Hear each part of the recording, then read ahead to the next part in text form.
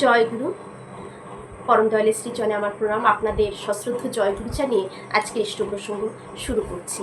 আজকের যে ইষ্ট প্রসঙ্গ, যে অভিভাবকরা সন্তানদের বা পিতা মাতা সন্তানদের সর্বদা একটি জিনিস, সর্বদাই মন্ত্রটি ওদের কানে দিয়েই যেতে হয়, সব সময় দিয়ে যেতে হয়, যেটা মনোবিজ্ঞানের ক্ষেত্রেও মনোবিজ্ঞানীরাও সেটা প্রমাণ করেছেন।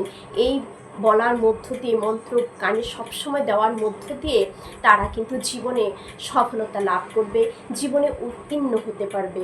আসুন সেটাই আজকে শুনে নিচ্ছি।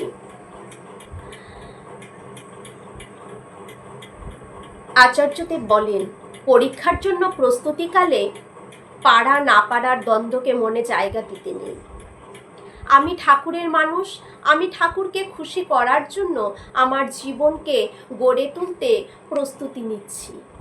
এই আত্মবিশ্বাস নিয়ে নিজের প্রতি আস্থা রেখে প্রস্তুতিতে লেগে যেতে হয়। এর আগে আমি একটা কথা বলে নিচ্ছি, তার জন্য আমাদের মা বাবাকে প্রথমেই ছোটবেলা থেকেই সন্তানদের কিন্তু ইষ্টমুখী করে তুলতে হয়।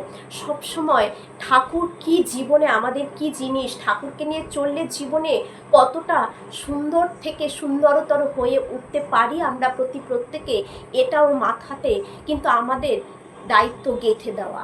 আমরা যদি ওদের মাথায় সেটাকে গেঁথে দিতে না পারি, তবে কিন্তু বাইরের জগৎ কখনোই কিন্তু উত্তীর্ণ করার চেষ্টা করবে না। বাইরের জগৎ সবসময় দাবিয়ে রাখারই চেষ্টা করবে।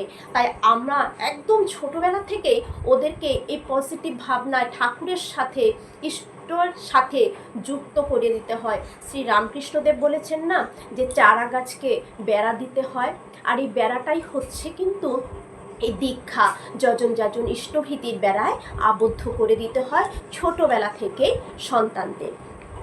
তাই আচার্যদেব বলেন, এই আত্মবিশ্বাস নিয়ে নিজের প্রতি আস্থা রেখে প্রস্তুতিতে লেগে যেতে হয়, আর প্রস্তুতিতে কোনো রকম ফাঁক রাখতে নেই।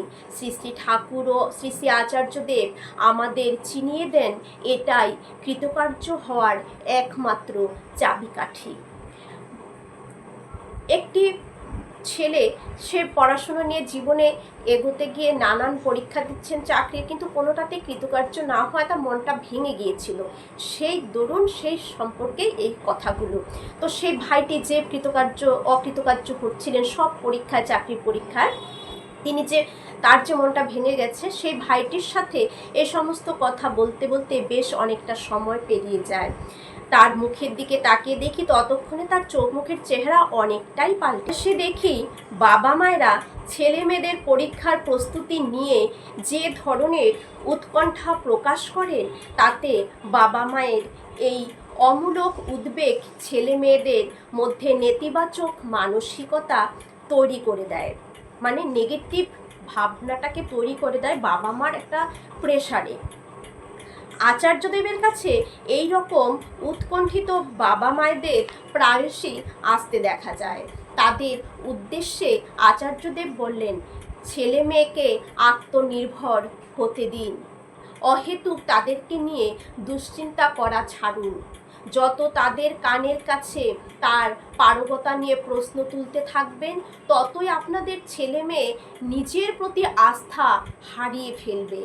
তাই সন্তানদের সামনে কখনো তাদের নিয়ে কোনো নেতিবাচক মন্তব্য করতে নেই, যে তোর দ্বারা কিছুই হবে না, তুই একদমই পারিস না, এরকম যে নেতিবাচক কথা সন্তানদের কাছে পিতামাতারা, অভিভাবকরা, বড়রা বলে থাকে, এটা কিন্তু একদমই উচিত নয়। এতে তাদের মনোবলটা ভেঙে যায়, মনের থেকে জোরটা তাদের কমে যায়। 1968 সালে মনোবিজ্ঞানের ইতিহাসে একটি বিখ্যাত গবেষণা হয়। গবেষণায় দেখা যায়, শিক্ষকরা যেসব শিক্ষার্থীদের অতিরিক্ত মেধাবী বলে মনে করেছিলেন, সেই শিক্ষার্থীরা সত্যি ভালো ফল করেছিল, কিন্তু শুরুতে তারা ছিল গড়পড়তা মেধার। কারণ শিক্ষকরা তাদের প্রতি বিশেষ যত্ন, বেশি মনোযোগ, উৎসাহ আর ইতিবাচক প্রত্যাশা দেখানোয় এই মধ্য মেধার ছেলেগুলির মধ্যে আত্মবিশ্বাস প্রবল হয়ে উঠেছিল, যা তাদের মেধার সীমাকে অতিক্রম করতে সাহায্য করেছিল। এখান থেকে প্রমাণিত যে অন্যের আস্থা আমাদের বাস্তবতাকে বদলে। মনোবিজ্ঞানীরা বলেন এটি অনেকটা প্লাসিবো এফেক্টের মতো। যেমন ওষুধ আসল না হলেও যদি কেউ বিশ্বাস করে যে এটি কাজ করবে, শরীরেও ইতিবাচক পরিবর্তন ঘটে। বিশ্বাসই কিন্তু শক্তি। তাই সন্তানের পরীক্ষার প্রস্তুতির কালে বাবা মায়েদের সহায়ক বৃত্ত হয়ে ওঠা লাগে। শুধু কারো ওপর ভরসা করলেই তার পারফরম্যান্স আকাশচুম্বী হতে পারে। এটাকে বলে পিগমেলিয়ন এফেক্ট।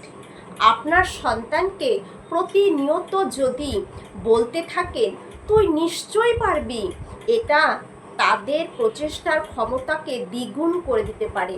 তাই অভিভাবকদের সব সময় তাদের সন্তানদের কি বলতে হয়? তুই নিশ্চয়ই পারবি, তুই নিশ্চয়ই পারবি, এই মন্ত্রটা সব সময় জপ করতে হয়, তাদের কানে সব সময় বলতে হয় তুই নিশ্চয়ই পারবি। এটা তাদের প্রচেষ্টার ক্ষমতাকে কিন্তু দ্বিগুণ করে দিতে পারে। বিশ্বাসী সাফল্যের শক্তি। 1948 সালের কথা। পূজনীয় মেজদা ডাক্তার অলোক রঞ্জন চক্রবর্তী তখন ছোট। একদিন শ্রী শ্রী ঠাকুর ধৈর্যটি নিয়োগীদার কাছে মেজদার পড়াশোনা সম্পর্কে খোঁজ করছিলেন। সেই প্রসঙ্গের সূত্র ধরে শ্রী শ্রী ঠাকুর বললেন, ছেলেপেলেদের সুখ্যাতি করার সাথে সাথে মর্যাদা বোধটা জাগিয়ে দিতে হয়।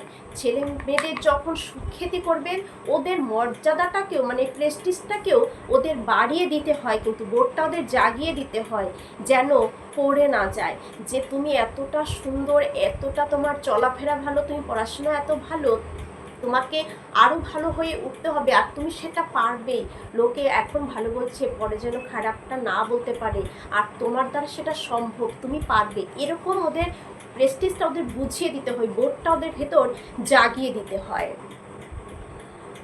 ভালো পাওয়ার ফলে অ্যালার্ট যদি না হয় তবে মুশকিল। আকুতি বাড়ায়ে দিতে হয় আরও তরে অধিগমন করতে। তাস খেলার সময়, ফুটবল খেলার সময় যেমন রোগ হয়, কিছুতেই হটবো না, ওইভাবে চেতিয়ে দিতে হয়।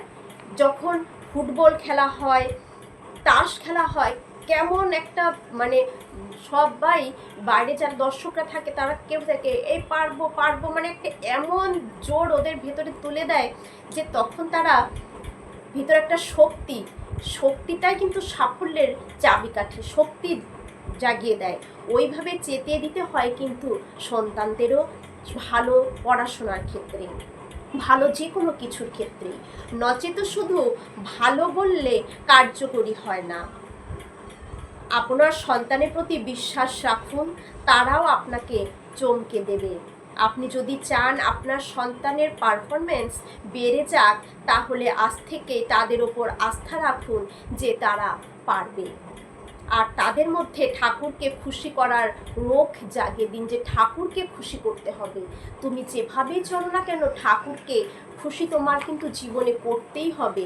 তাই ছোটবেলা থেকেই ইষ্ট কেন্দ্রিক করে দিতে হয়। সেই ইষ্টকে কেন্দ্র রেখে তার জীবনে যে ইষ্টই মেন কেন্দ্র, আচার্য পরম্পরায় তার জীবনের মূল কেন্দ্র, এটা তাদের ভেতরে সুন্দরভাবে তাদের মগজে ঢুকিয়ে দিতে হয় যদি আমরা আমাদের সন্তানদের ভালো চাই।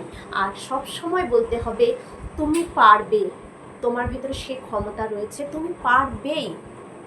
ওরা দেখবেন আরও মানে নিজের ওপরে একটা বিশ্বাস, শক্তি জেগে উঠবে।